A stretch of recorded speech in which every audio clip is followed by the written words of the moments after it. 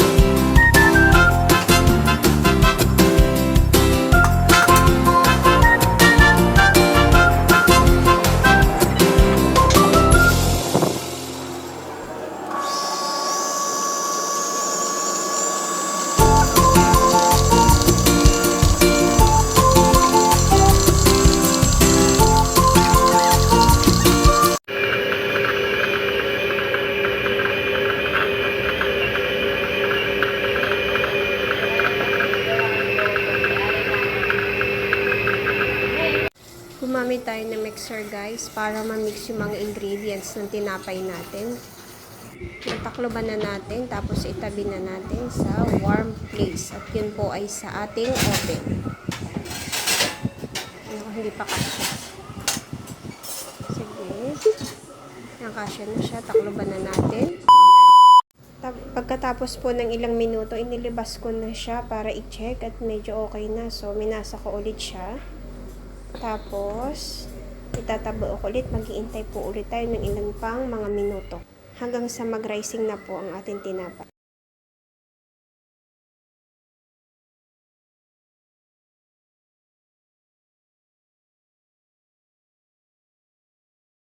Ready na ang ating tinapay guys. Nag-rise na siya. So, atin na po siyang gagawing kala.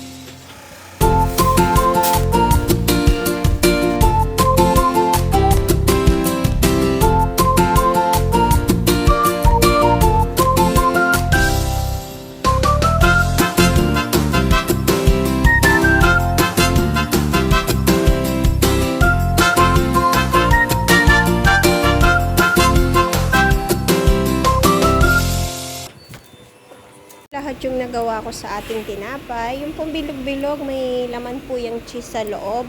Yung isa naman po, mukha siyang ensaymada. Ano naman pong isa, kala po ang tawag namin dyan. Okay na po ang tinapay natin. Ready na po siya. Ayan, pwede na po siyang ilagay sa oven. Ayan.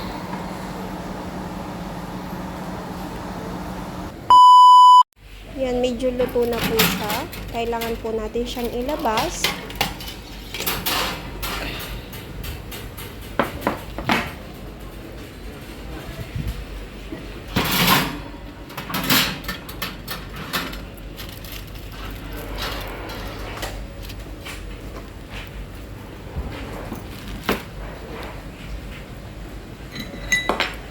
Meron po tayo na binati na itlog na nilagyan ng asukal at konting asin.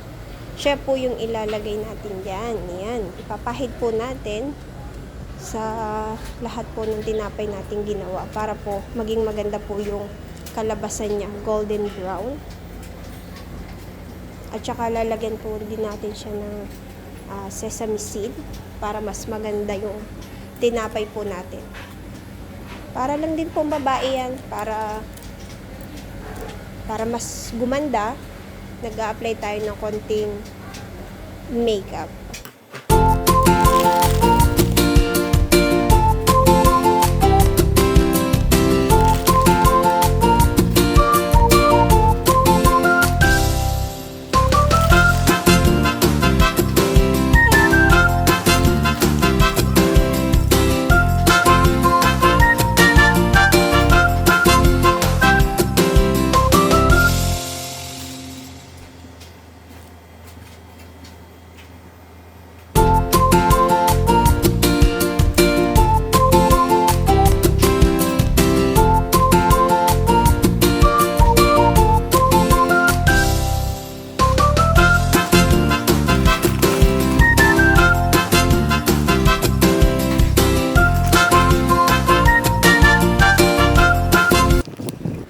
Yan, tapos na po.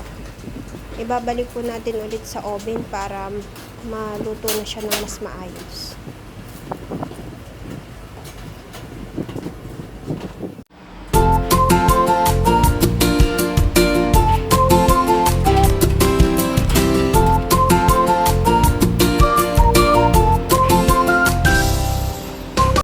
Ito na po yung finished product natin. Yan. Luto na silang lahat. Pwede nang iserve. Salamat sa panonood.